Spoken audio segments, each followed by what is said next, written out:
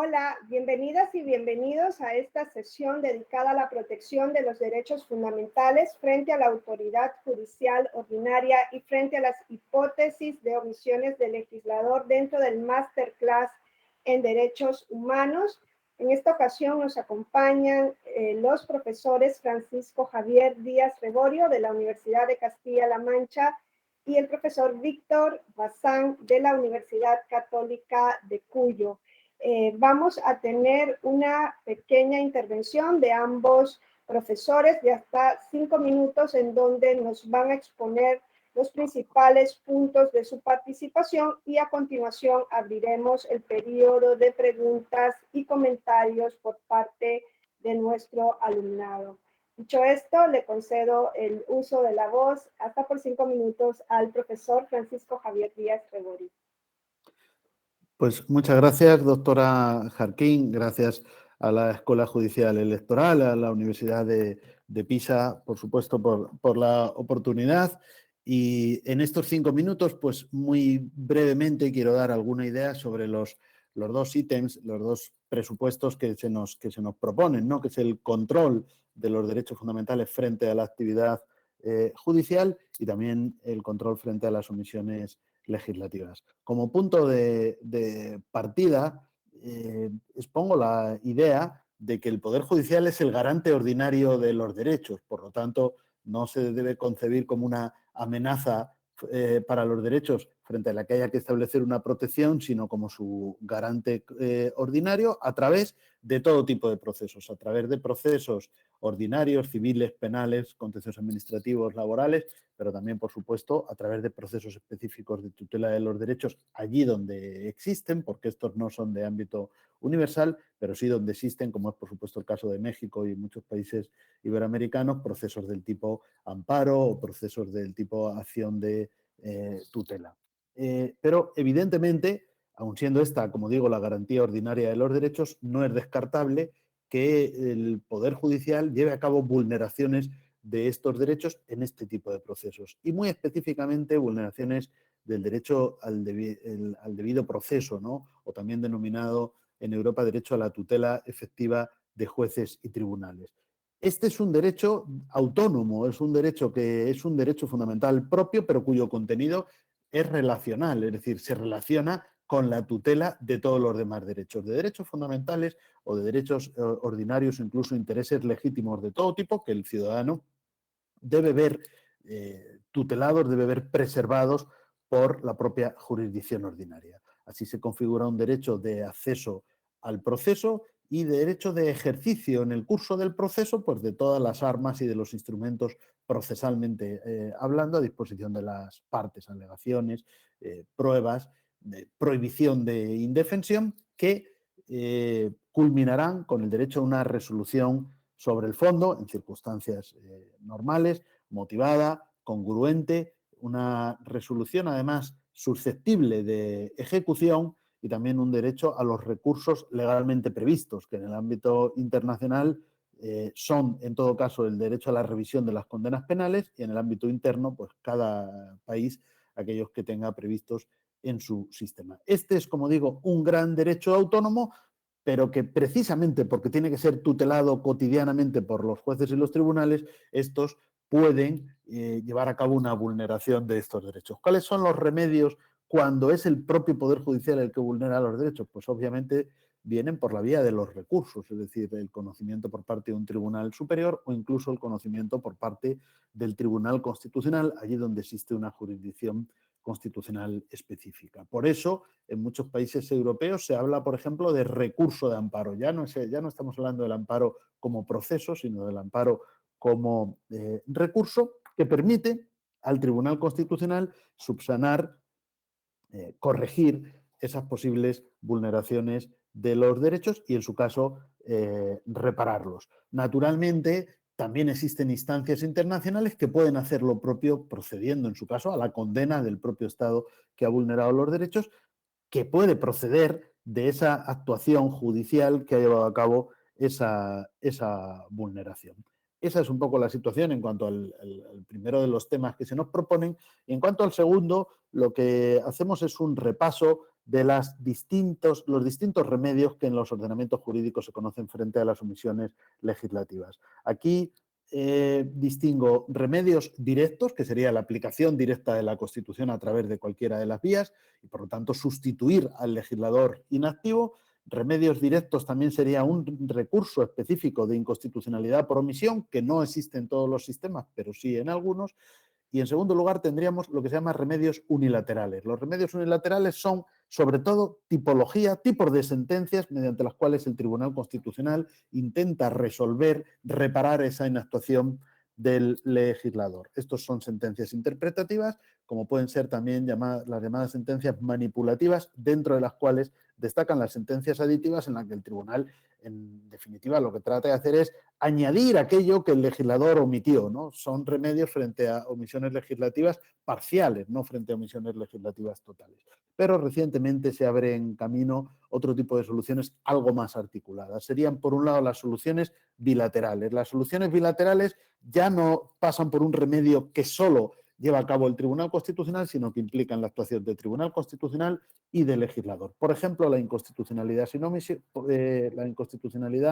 sin nulidad, los plazos y las apelaciones al legislador. Y por último, se habla más recientemente de remedios o soluciones dialógicas, en las cuales el tribunal lo que viene a hacer es controlar, intervenir en varias ocasiones, primeramente encomendar al legislador el remedio a esa omisión legislativa, pero luego supervisar y controlar esas omisiones. Eso sería un poco el panorama, y la conclusión sería decir que estamos ante un abandono de los paradigmas clásicos del modelo de Tribunal Constitucional como legislador negativo, pero queda por construir, pues, un paradigma alternativo que permita decirle al tribunal y a la justicia constitucional en un sentido más amplio lo que es lícito y lo que no lo es, porque de lo contrario el gran riesgo, y para mí el gran riesgo del momento, es incurrir en el activismo incontrolado por parte de la jurisdicción constitucional, que pues finalmente termina por asumir todo el protagonismo del desarrollo constitucional, y eso no es acorde con nuestro sistema de separación de poderes ni con los parámetros del Estado de Derecho. Muchas gracias, espero haberme atenido a esos 5 minutos.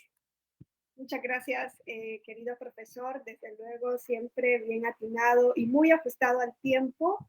Antes de darle el uso de la voz al profesor Víctor Bazán, sí quisiera decirles que quienes quieran participar, por favor, quienes quieran hacer preguntas o comentarios, levanten la mano o por favor se registren para llevar el control previamente. Estamos atentas y atentos a su registro. Dicho esto, le cedo el uso de la voz al profesor Víctor Bazán. Bueno, los saludo nuevamente a las personas a quienes no he saludado, y básicamente el título de mi tema es el de la protección de derechos fundamentales, control de convencionalidad y cuestiones conexas. En particular, mencionamos a lo largo de la exposición algunas consideraciones básicas sobre el Estado constitucional y el Estado convencional. También nos introdujimos en algunos temas, como por ejemplo un caso muy reciente en el ámbito de México particularmente, en relación con una omisión inconstitucional que fue objeto de un juicio para la protección de los derechos políticos electorales del ciudadano y juicio electoral, donde se analizó el tema de la inconstitucionalidad por omisión. Un caso reciente particularmente, luego también en relación ya con el tema del control de convencionalidad, visualizamos el ámbito de análisis del control de convencionalidad, sus dimensiones, el concepto que se puede dar o los conceptos que se pueden dar en materia de control de convencionalidad y naturalmente los fundamentos.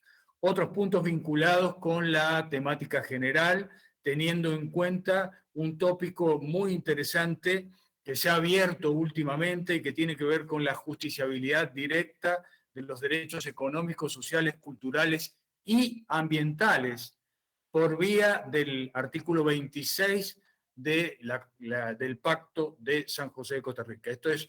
Son avances tremendos que se están dando en la jurisprudencia de la Corte Interamericana de Derechos Humanos. En relación con el diálogo jurisdiccional, un diálogo jurisdiccional no puede ser unidireccional, sino que tiene que ser multidireccional. Por otra parte, puse énfasis en tratar de procurar que no se incurra en responsabilidad internacional. Es decir, que si hay un control de convencionalidad, que ese control de convencionalidad se realice en el ámbito que corresponda y que a los efectos de evitar que el Estado incurra en esa responsabilidad internacional. Existen muchas pautas que debemos observar y en particular yo diría, por ejemplo, la obligación de respetar los derechos, el deber de adoptar disposiciones de derecho interno, las garantías judiciales, la protección judicial, las normas interpretativas para ver cómo vamos a manejarnos con el Pacto de San José de Costa Rica y por supuesto, y siempre termino con esto, de una manera muy breve, mencionar el tema de la dignidad de la persona humana, que eso es, como decir, las mejores palabras que puedo decir es para esto, es decir, para hablar de quiénes, de los vulnerables, para hablar de quiénes, para hablar de aquellos que están verdaderamente pasándolas muy mal. Así que termino y concluyo con esto. Muchas gracias. Muchas gracias, profesor. Hasta el momento tenemos una pregunta de Alejandra Tello. No sé si alguien más también quiera participar. Por favor, les rogamos que nos lo hagan saber. Y doy el uso de la voz a Ale Tello. Muchas gracias, querida Wendy. Muy buenas tardes para Europa, días para mis compañeros acá en México, mis compañeras. Felicidades a ambos ponentes extraordinarias, de verdad, ponencias muy interesantes, hemos aprendido mucho. Yo tengo una pregunta distinta para cada ponente, si me lo permiten. Para el doctor Javier Díaz, quisiera preguntarle cómo podríamos identificar esos límites al protagonismo de los jueces constitucionales. A mí se me hace algo complejo poder delimitar esos límites y quería preguntarle su opinión sobre, yo creo que los jueces constitucionales cada día se vuelven más parte importante del proceso de política pública y hay como un prejuicio muy fuerte de que no intervengan en las políticas públicas. ¿Qué opinión le merece esto? Y para el doctor Bazán, quería preguntarle qué opina de los derechos, las restricciones constitucionales que pueden llegar a ser inconvencionales. En México, por ejemplo, está muchas restricciones para que los ministros de culto participen, ¿no? No pueden participar en el voto pasivo, a menos que se separen de su ministerio religioso con 5 años de anticipación. Y México presentó reservas en su momento al artículo 25 del Pacto Internacional de Derechos Civiles y también a la Convención Americana de Derechos Humanos. Y esto es como lo que hemos argumentado hasta el momento para decir que no estamos violando alguna convención americana, pero yo me pregunto constantemente si se sigue justificando las restricciones a los derechos políticos de los ministros de culto, porque otros países no tienen restricciones tan severas. Entonces me gustaría conocer su opinión al respecto. Muchísimas gracias. Muchas gracias, querida maestra. A continuación, le damos el uso de la voz al magistrado Sergio Arturo Guerrero.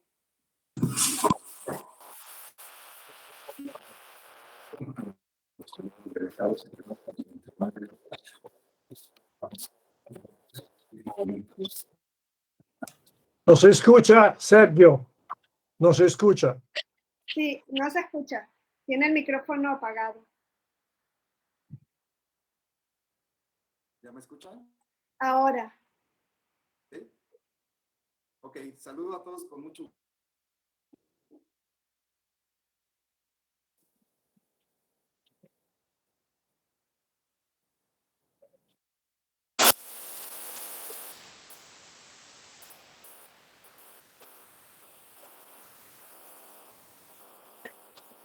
Sí, no se escucha el magistrado.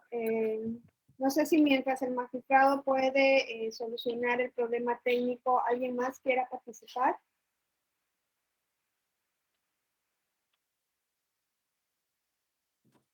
Bueno, si no es así, podríamos dar respuesta, si lo tienen a bien los profesores, a las preguntas de la maestra Tello.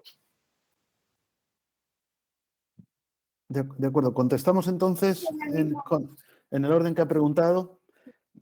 Bueno, claro, la pregunta que hace la magistrada Alejandra Tello no tiene una respuesta breve ni sencilla, ¿no? Pero sí comparto, yo creo, esa preocupación. Como he dicho antes, un poco el signo de nuestros tiempos es la tendencia pues, al activismo y hasta incluso a veces yo diría al abuso. Como me planteaba también en la exposición, en alguna medida esto puede ser consecuencia del constitucionalismo social y, como digo, postsocial, del constitucionalismo de la globalización, que lógicamente al imponer actuaciones positivas para todos los poderes públicos para el desarrollo de múltiples derechos y principios, ¿no? Desde sanidad, educación, protección de la infancia, de la juventud, sectores más necesitados, igualdad entre mujeres y hombres y un larguísimo etcétera, pues evidentemente impone una serie de actuaciones que, aunque competen en primer lugar al legislador o, si queremos, a los poderes políticos en un sentido más amplio, pero van a tener también sus repercusiones sobre el Poder Judicial. Pero yo creo que nunca hay que perder de vista la necesidad de esos límites. Esos límites no tienen un control perfecto o absoluto, ¿no? Pero eso no quiere decir que no existan formas de controlar, ¿no? Por supuesto, no está de más hablar del self-restraint, ¿no? De la idea de la deferencia, que era un clásico y que últimamente no se oye mucho, ¿no? La deferencia del Tribunal Constitucional o de la justicia constitucional en un sentido más amplio hacia el legislador. Que decir, mire usted, es que naturalmente que tenemos que preservar los derechos de las minorías y la educación y la sanidad y la salud, pero hay un amplísimo margen de decisión. Porque aparte hay incluso un ámbito que yo he trabajado también bastante y que el Tribunal Electoral amablemente publicó en su día un escrito mío sobre el tema del coste económico de los derechos. Mire, es que el presupuesto es limitado. Entonces todos vamos a estar de acuerdo en que hay que ponerle el máximo dinero a la educación y el máximo dinero a la salud y el máximo dinero a la protección de las minorías. Pero cuando no nos llega, entonces tendremos que decidir si el máximo dinero a la educación es la matrícula gratis o también los libros o también el material escolar o también el transporte escolar para los niños y niñas o también... y si hacemos todo eso, entonces ¿dónde recortamos en la salud? Las prestaciones médicas, pero también las farmacéuticas, pero también... Entonces, naturalmente ahí hay que decidir. No se puede poner todo lo máximo a todos los derechos a la vez. La realidad es tozuda y la realidad impone que no es posible un grado de satisfacción absoluto de todos los derechos a la vez. Eso implica un margen de ponderación, un margen de apreciación que corresponde al legislador, que es el representante del pueblo soberano, o, como digo, en un sentido más amplio, a los poderes políticos, donde obviamente el poder ejecutivo tiene un amplio margen de actuación. A partir de ahí, la justicia constitucional no debe olvidar que su papel fundamental es señalar el marco, es decir, cuando la ponderación que lleva a cabo el legislador ha sido excesiva porque ha desconocido por completo alguno de los derechos en juego. Pero yo digo siempre que el derecho constitucional no es el arte, o si queremos, digamos, la ciencia, si nos ponemos más estrictos, aunque yo suelo decir el arte, no es el arte de lo óptimo, sino de lo posible. Es decir, al Tribunal Constitucional no le compete decir cuál es la mejor solución. Le compete decir si las soluciones que ya han adoptado el legislador o los poderes políticos están dentro del marco o traspasaron el marco. Y nada más. Entonces, por lo tanto, por un lado es el restraint, por otro lado, obviamente, pues existe siempre un sistema de recursos, existe un control supranacional a través de tribunales internacionales en materia de derechos que pueden decir cuándo un derecho se ha protegidos suficientemente o cuando no, y existe un control político, porque evidentemente el tribunal, o en el caso de Europa, los tribunales constitucionales o de los países iberoamericanos que los tienen, pero también vale para la Corte Suprema, pues tiene una legislación que aprueba el legislador. Primero está previsto en la Constitución, o sea, el Tribunal Constitucional nunca le puede ganar en legitimidad democrática al legislador. Nunca. Ya puede hacer lo que quiera. Siempre va a salir perdiendo en legitimidad democrática, porque la suya será indirecta. Su legitimidad deriva del sometimiento a la Constitución. La Constitución se puede cambiar y la legislación del Tribunal Constitucional se puede cambiar. Y al Tribunal Constitucional se le pueden ampliar o se le pueden restringir competencias. Un ejemplo clásico de batalla de este tipo fue el que tuvo Roosevelt con la Corte Suprema en Estados Unidos, ¿no? Roosevelt Franklin Delano, cuando la Corte Suprema empezó a invalidar todas sus políticas sociales, aquel New Deal, etcétera, bueno, amenazó abiertamente con modificar la composición de la Corte Suprema, ampliar el número de miembros, que como sabemos en Estados Unidos los nombra el presidente con la aprobación del Senado, y nombrar los miembros, ¿no? Y la Corte Suprema pues ahí recaló. Quiere decir que ese tipo de pulsos, vamos a decir, en la historia ya han existido. Con esto quiero decir que no hay un control, como he dicho, perfecto ni absoluto de la actividad jurisdiccional de garantía de la Constitución, pero existen diversas formas de control y hay que tenerlas en cuenta. Y desde luego yo creo que la primera es que lo que usted ha dicho de las políticas públicas, es que no es el papel. O sea, ¿de dónde está el papel? O sea, como mucho el papel sería decir, oiga, cuando falta una política pública que la Constitución impone, pero cuando falta en términos de una carencia palmaria, evidente, manifiesta, bueno, la Corte puede intervenir, pero lo otro es sustituir. Y no se le puede sustituir al legislador en ámbitos que por definición forman parte de su margen de discrecionalidad. Es que lo contrario, fíjese, magistrado Atello, ¿dónde podemos acabar? Pues podemos acabar en que el que tiene discrecionalidad es el Tribunal Constitucional y el legislador es el que se convierte en un mero ejecutor de la Constitución. El legislador no tiene más que cumplir como si fuera un poder ejecutivo, ¿no?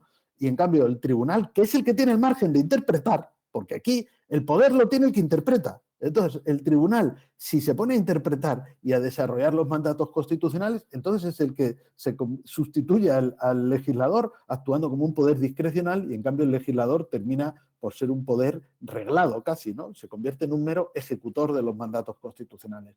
Todo el mundo puede comprender que eso sería una gravísima perversión de nuestro sistema de separación de poderes, de los parlamentarios y de los presidencialistas, me da igual, ¿no? Y en eso yo creo que no hay que incurrir. Gracias, profesor. Pues a continuación escuchamos al profesor Bazán.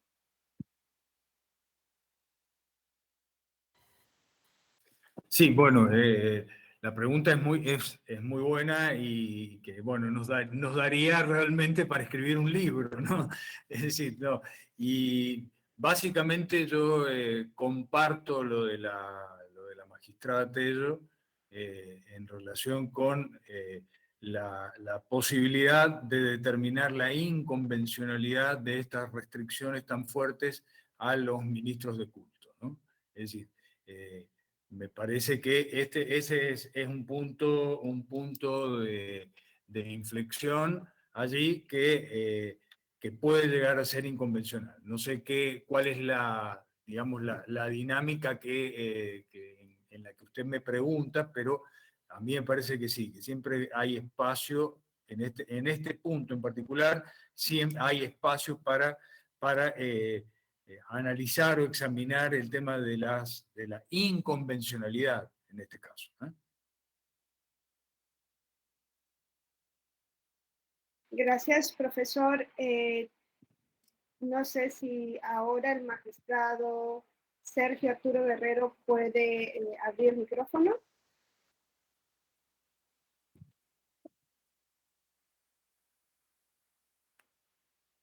Sí, vi que se volvió a conectar. No sé si quiera retomar su participación.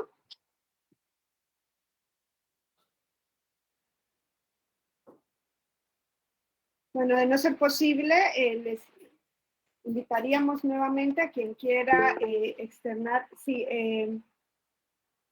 Contralor Enrique Zumuano, sí, adelante. Gracias, muy buenas tardes. para nuestros ponentes y buenos días para todos los compañeros de aquí. Primero que nada, felicitarles y agradecerles las exposiciones, que han sido muy claras en muchos aspectos, y de ahí una pregunta y que a la vez lleva un poco de inquietud respecto de lo que comentó el don Javier Díaz en relación con el amparo parlamentario en España.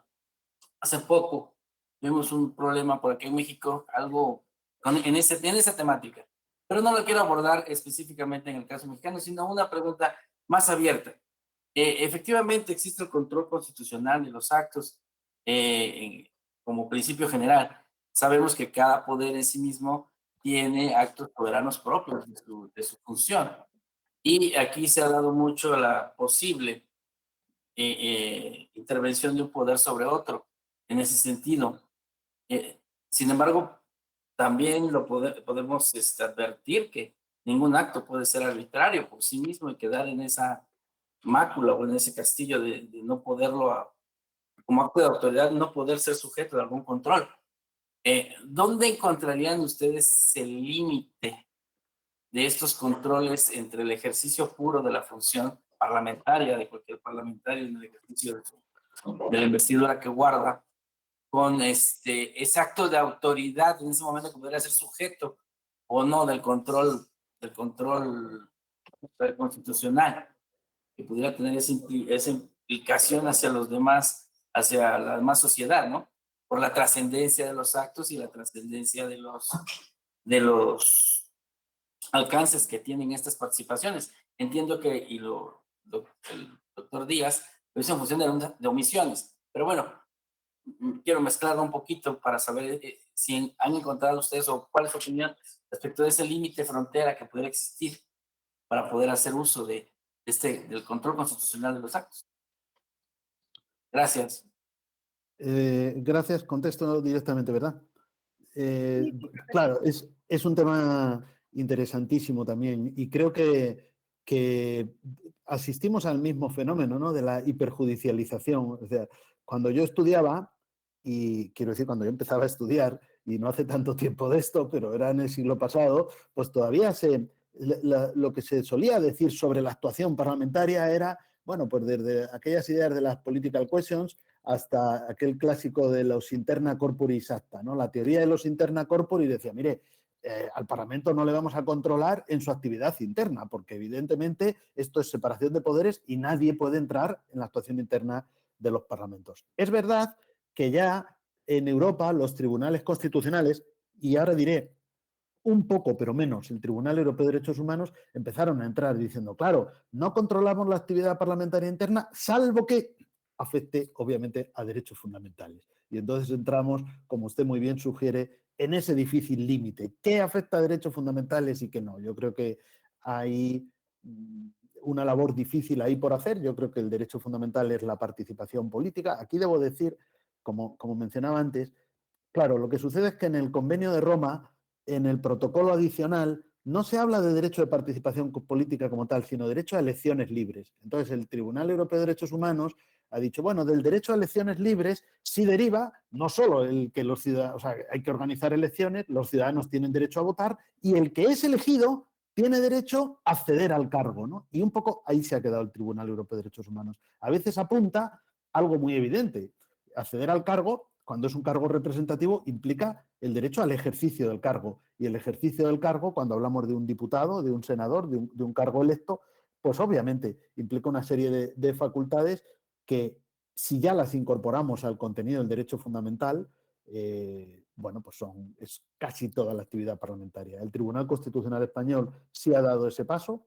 Nos habla del ius in officium. El ius in officium es el oficio del parlamentario. Entonces, obviamente, si esto forma parte de su derecho, no solo del derecho fundamental del parlamentario, ojo, del derecho fundamental del parlamentario y del derecho fundamental del ciudadano que eligió a esta persona como representante. Entonces, fíjese, incorporamos enmiendas a las leyes, preguntas, interpelaciones, función de control, prácticamente, en gran medida, parte de esa actividad parlamentaria pues está protegida por un derecho fundamental. Y eso implica, y en el caso español, como le he explicado, así es, que eso está protegido por el único caso de recurso de amparo directo. Es decir, esto no va al Poder Judicial, sino que el parlamentario, o sea, lo que nos dice la Ley Orgánica del Tribunal Constitucional es que, agotados los mecanismos internos de la Cámara, es verdad que hay una cosa que se llama, no sé si en México hay algo parecido, recurso de reconsideración, significa que le pedimos a la mesa de la Cámara que vuelva a estudiar el caso, pero ya inmediatamente, sin ninguna otra intervención judicial, vamos al Tribunal Constitucional, ¿no? Entonces, bueno, pues también es verdad que, o sea, yo creo que esto por un lado tiene un lado positivo y es decir, no, tampoco tenemos que pensar que el ámbito de la actuación parlamentaria es absolutamente inmune al control judicial. Sería el único que quedaría ya en toda la vida pública que dijéramos, no, esto queda exento de control judicial. No, pero claro, a partir de ahí hay que establecer esos límites. Yo tiendo a pensar, ¿no? Y es un poco la jurisprudencia constitucional, que estaríamos hablando de una serie de prerrogativas concretas y, ojo, no se trata de que, por ejemplo, si yo he dicho enmiendas o he dicho preguntas, de que cualquier pregunta no contestada o cualquier enmienda no admitida implique vulneración del derecho, pero sí es cierto que eso implicará ya que entre el Tribunal Constitucional a valorarlo, ¿no? Por ejemplo, el Tribunal ha dicho, se puede inadmitir una enmienda o una pregunta siempre que, pero ya entramos ahí en un examen de proporcionalidad, ¿no? Que exista una causa en el reglamento para la inadmisión, o por ejemplo, en el caso de enmiendas, hay toda una doctrina que nos dice, oiga, si la enmienda no tiene que ver con el contenido de la ley, no hay obligación ni de estudiarla, porque muchas veces los diputados de la oposición aprovechan una ley que regula una materia para presentar una enmienda de otra materia que no tiene nada que ver, ¿no? Pero bueno, todo esto, respondiendo a su pregunta, ya se ha ido elaborando por la jurisprudencia constitucional, dado que los asuntos le han llegado al Tribunal Constitucional, dado que esos recursos de amparo se han admitido, ¿no? Y como digo, el Tribunal Europeo de Derechos Humanos no ha llegado tan lejos, pero últimamente entreabre la puerta, ¿no?, de que esa actividad del parlamentario, de que ese ius in officium también formaría parte de ese derecho a elecciones libres, con lo cual es prácticamente constitucionalizar la actividad parlamentaria, ¿no? Y sí, pues volvemos al mismo punto. En términos, en parámetros excesivos, pues no tendría justificación porque sería una invasión de la esencia de la actividad del poder legislativo, ¿no? que es un poder básico del Estado.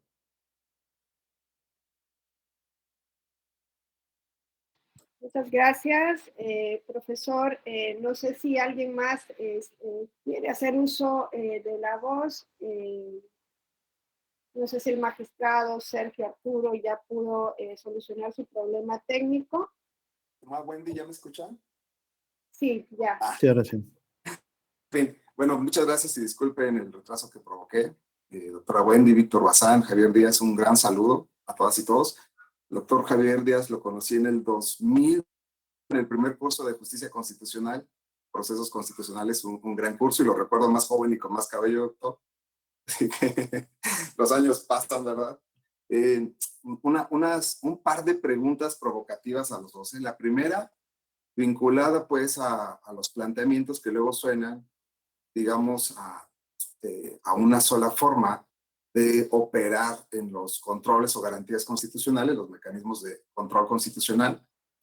Digo que en todo lo que tiene que ver con modelos, siempre hay una ideología, una historia, un contexto, y pues de repente me parece que las respuestas de un tribunal, por ejemplo el europeo, de la Corte Interamericana, suelen compararse, digamos, porque hay textos normativos que son iguales, ¿no? Esto de proceso de estandarización de los derechos fundamentales, por ejemplo, es un muy buen ejemplo de que los textos suelen ser iguales, ¿no? La Constitución italiana, española y la mexicana tal vez tengan nominativamente o nominalmente los mismos, y creemos que pues, las interpretaciones y los métodos pueden ser iguales, ¿no? Pero esta es una provocación pues para ambos, ¿no? No es que si en España no tiene una justicia especializada en materia electoral, por ejemplo, o se han respondido o dividido o han tomado muy en serio la división de poderes o de funciones legislativas y judiciales, esa sea la única respuesta correcta en términos, digamos, de solución contextual, ¿no? Javier, sí, no me gustaría que te quedas con la idea de que nuestra justicia se excluyó para no verse invadida, influenciada por el poder político. En realidad sí somos parte del poder judicial y eso es mucho más complejo, se debe a otras cuestiones. ¿No? Bueno, pero a ver, otra vez la pregunta es, sí reconocemos que en el estudio, incluso en los planteamientos doctrinales, en la forma en que se establecen las leyes, hay ideología, es decir, que el derecho también es un conjunto de prácticas sociales. Y si un tribunal decide, por ejemplo, como el colombiano, declarar la inconstitucionalidad de un estado de cosas, ¿no? Eso me imagino que en España sería prácticamente imposible. Esto se debe a que en Colombia hay una problemática específica en la que el déficit democrático de sus legisladores o de sus ejecutivos, pues amerita una intromisión fuerte del Poder Judicial, ¿no? Y por eso, pues, si no hay quien, dice el tribunal, pues yo le entro. Y aquí el tema, mi estimado Javier, es que pues el Estado sigue, pues no es que se aniquilen y que genere esta bola de nieve que señalas, de que no, pues entonces ya el tribunal es el legislador y el legislador es un simple ejecutor, un descriptor de leyes, no tiene arbitrio, no tiene potestad. Pues, eso no ha pasado en Colombia, ¿no? Ha pasado, sí, que pues, un tribunal se ha fortalecido, ¿no? Y pasa mucho en democracias nacientes. Entonces, la pregunta concreta es provocación, obviamente. El derecho constitucional también es una práctica social, y como toda práctica social, pues también tiene sus propios criterios interpretativos, regionalizadas, ¿no? Propios localismos, decía Boaventura de Sosa. Esa es la primera pregunta. La segunda, obviamente también provocándolos, es que miren, en Justice Project, World Justice Project en México dice que 7 de cada 10 personas han tenido un problema jurídico, o sea, una abrumadora mayoría, y de las cuales solamente 3 han tenido un abogado y de las 3 solamente una ha podido acceder a los tribunales, ¿no? No sé si en España o en Argentina sea algo similar. La pregunta concreta es esta. No es a justicia constitucional, es una justicia de élites que llega a unas cuantas personas. Es una justicia, digamos, tan tecnificada y tan celestial, decía por ahí Enrique Pedro, a los constitucionalistas les gusta hablar de derechos que están allá en el cielo, que no son muy terrenales, para la inmensa mayoría de los integrantes de este planeta. Es decir, un constitucionalismo que se vive en unas mil al año de los tribunales constitucionales, unas 15,000 en toda su historia. Es una justicia demasiado reducida. ¿No valdrá la pena hablar también de eso, de que es tan tecnificada que solamente unos cuantos casos llegan y que en realidad pues, no se genera una cultura constitucional a partir de las pocas sentencias que hay? Obviamente sé que tiene una respuesta muy preparada para eso y les agradezco y también pues su gran exposición. Muchas gracias.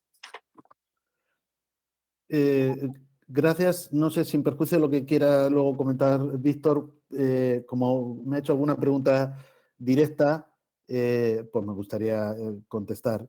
Pero bueno, que me parece una reflexión excelente todo lo que nos propone Sergio Arturo Guerrero, y además a mí me encanta esa actitud siempre provocadora, porque para eso están los debates académicos. Aparte, después de la alusión a mi juventud de hace décadas, cualquier cosa va a ser siempre agradable ya, con lo cual eso siempre, todo lo demás lo vamos a tomar ya siempre bien. No, eso es broma y al contrario, me agrada muchísimo encontrar personas que después de 20 años pues todavía tienen la paciencia de seguir escuchándonos. Pero muy brevemente, porque los temas son de mucha enjundia, una primera reflexión sobre algo que venimos trabajando, ¿no? Y que también, desde luego, hay especialistas más expertos que yo en materia de derecho constitucional comparado, pero bueno, con los que estamos más o menos en contacto, y nosotros siempre hemos tenido esa línea de investigación comparada y reflexionamos sobre los modelos, ¿no? Y sobre qué parte en el modelo hay de coyuntural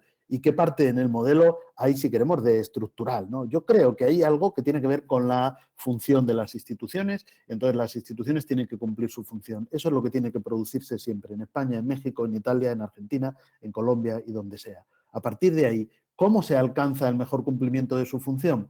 Depende de circunstancias históricas, políticas, y cada Estado pues tiene que que encontrar su propio sistema. Yo he escuchado muchas veces, muchísimas veces, y además he leído bastante en México sobre si habría que crear un tribunal constitucional en México, y hasta sé que ha habido propuestas políticas y todo. Bueno, pero si hay que crearlo no es porque exista en Alemania o en Italia o en España, ¿no? Habrá que crearlo si se necesita. Si resulta que su función la cumple perfectamente la Suprema Corte, el Poder Judicial Ordinario y, por supuesto, este Tribunal Electoral del Poder Judicial de la Federación, pues a lo mejor no hay que crearlo. También me permito decir lo siguiente, cuando yo he hecho este comentario sobre el Tribunal Electoral, está basado en reflexiones que he leído y que he escuchado, donde los propios autores mexicanos dicen, bueno, se separó la garantía de los derechos políticos del resto de los derechos. Es una opción perfectamente válida. Yo lo único que he querido enfatizar es que los derechos políticos son derechos, o sea, los derechos electorales son derechos fundamentales en términos conceptuales, aunque en México se hayan sacado del amparo. Se han sacado del amparo por razones, si queremos, estratégicas, políticas, etcétera. Sobre el Tribunal Electoral de México, aunque estamos en esta sede con nuestra libertad de cátedra y con todo el respeto, debo decir, no solo, como he dicho en el principio, el respeto académico a la institución, sino el respeto a la función que cumple. Se ha dicho, y tampoco esto lo he dicho yo, sino que lo he leído, que México es una de las democracias más caras del mundo porque el coste de todo el sistema, que no es solo el Tribunal Electoral, obviamente es el Instituto Nacional Electoral, todo un entramado de garantías electorales, bueno, pues es muy elevado. Pero bueno, hay que conocer un poco la historia de México. Ustedes lo saben mejor que yo. ¿Por qué esto fue necesario? ¿Qué sistema de partidos tenía México? ¿Cuál era el grado de democracia cuando nace el Tribunal Electoral? Porque yo estuve, no en el nacimiento, pero sí en conmemoraciones donde se pone de relieve el papel fundamental que ha tenido el Tribunal Electoral del Poder Judicial de la Federación para traer el pluralismo político a México, que no lo había o no lo había en grado suficiente.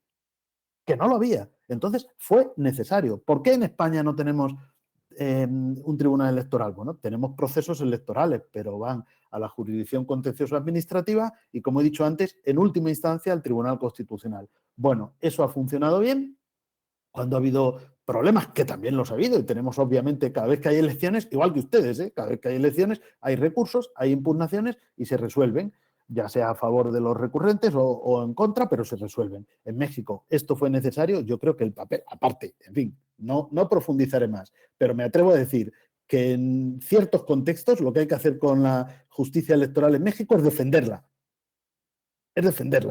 porque su papel ha sido y es fundamental. Y su independencia e imparcialidad se ha demostrado pues, en muchas elecciones. En muchas elecciones.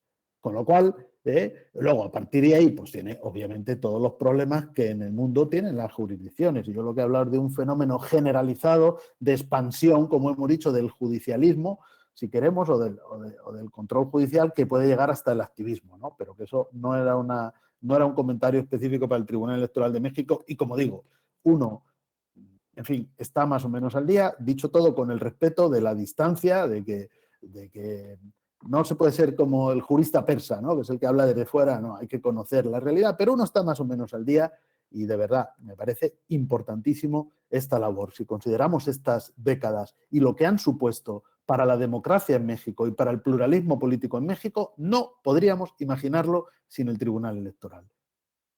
Así lo digo y de lo que digo soy responsable y creo que, en fin, sé de lo que hablo. Ahora, a partir de ahí, hasta dónde tiene que llegar, hasta dónde no. Lo otro, pues son vías. Ustedes tienen, esto lo han sacado del amparo, nosotros lo hemos llevado por las vías ordinarias, contencioso administrativo más recurso de amparo, eso ya es coyuntural, ¿no? Y sobre la otra reflexión, que también me parece muy interesante, ¿no? El problema del acceso a los tribunales. Bueno, es que yo creo que la justicia, obviamente, como yo he dicho, es un derecho fundamental, y para que sea un auténtico derecho fundamental, pues lo que hay que establecer es sistemas de accesibilidad en todos los sentidos. El primero de ellos es el económico, ¿no? Por lo tanto, hay que ver cómo funciona la justicia gratuita.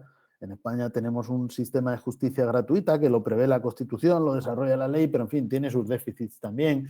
Hubo hace tiempo una reforma que introdujo tasas judiciales que fue muy criticada, aunque se supone que cuando hay justicia gratuita también esas tasas judiciales se cubrirían, pero en fin, a veces ha habido pues, muchas críticas por esa insuficiencia, ¿no? Porque al final estamos diciendo, ¿no? Hablo por España, ¿no? Al final la justicia gratuita, para los que tengan, en términos generales, no menos del doble del salario mínimo, ya, pero es que hay procesos, o sea, hay gente que puede ganar el doble del salario mínimo, que es un sueldo todavía modesto, y que no puede afrontar determinados procesos, el coste de abogados, de procuradores, de tal. Entonces, pues sí, eso es algo que yo no había dicho en mi exposición inicial, pero que suscribo íntegramente, ¿no? su reflexión. Así que me parecen muy oportunos los dos temas. Gracias, doctor. A usted. Bueno, Muchas gracias. Adelante, doctor Víctor. cómo no, gracias.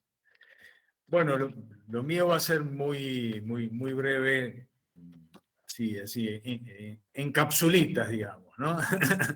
En primer lugar, mencionar, ¿no? Por ejemplo, acá cuando se habló sobre el estado de cosas inconstitucional que propuso nuestro compañero, me parece muy interesante, y me parece muy interesante sobre todo en materia de la Corte Constitucional colombiana, a partir de ese estado de cosas inconstitucional.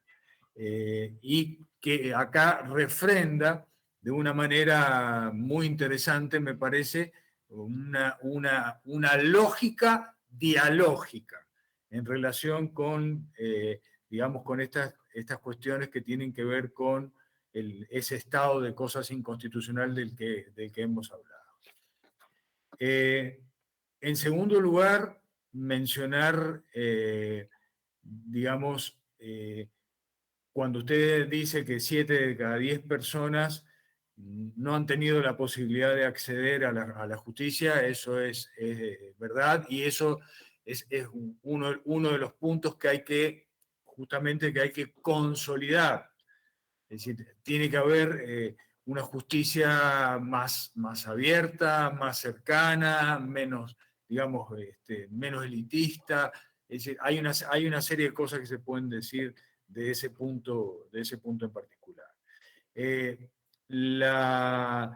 Estoy también muy de acuerdo con lo que dice Javier en relación con la defensa de la justicia constitucional en relación con México, y también en punto al pluralismo político.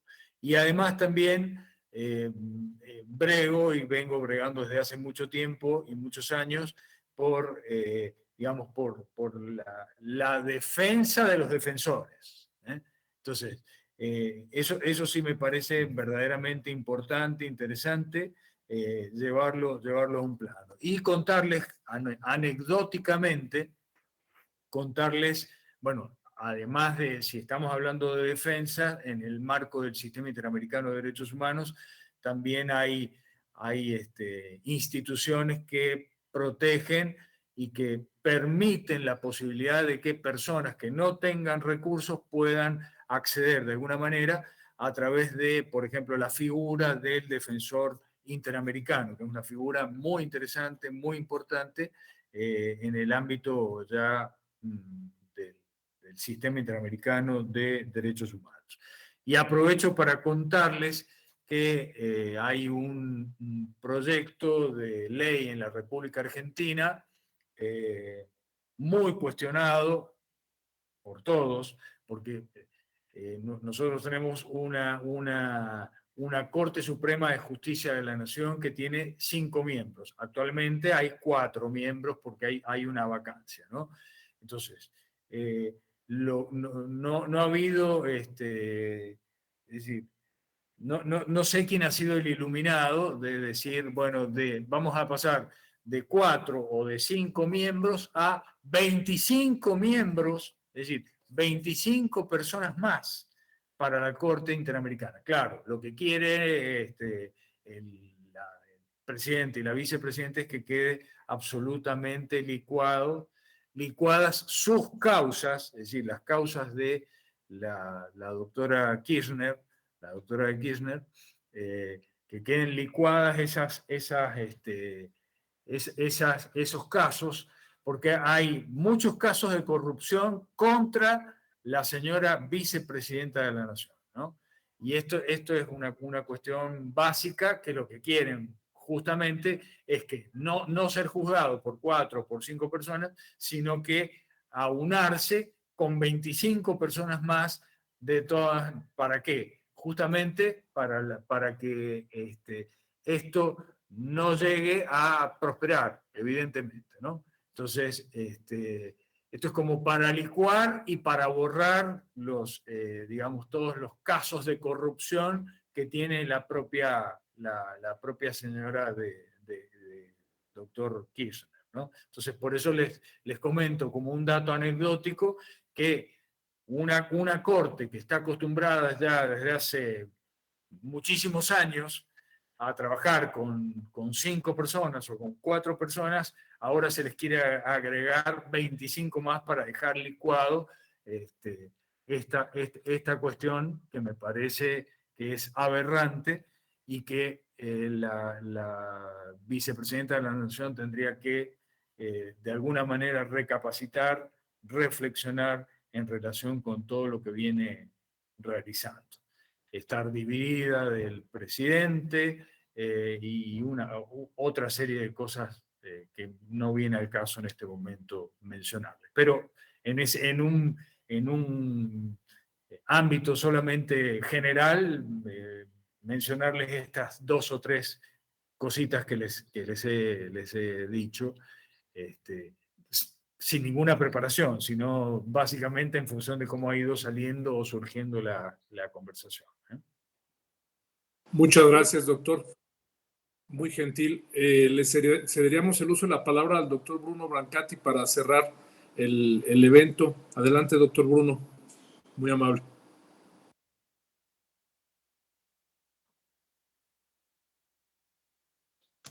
Perfecto. Está apagado el micrófono.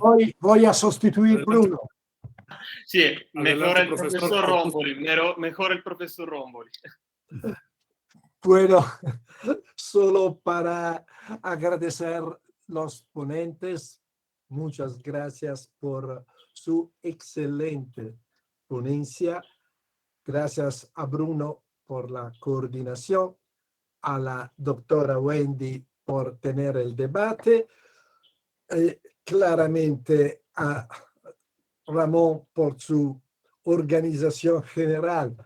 Mañana tenemos como tema una comparación entre la Corte Interamericana de los Derechos Humanos y el Tribunal Europeo de los Derechos del Hombre de Estrasburgo. Ponentes, la doctora Marta Cabrera Martín de la Corte Interamericana, el profesor Luis López Guerra, ya juez del Tribunal de Estrasburgo, catedrático de la Universidad Carlos III de Madrid, y el doctor Aider Miranda Bonilla de la Universidad de Costa Rica.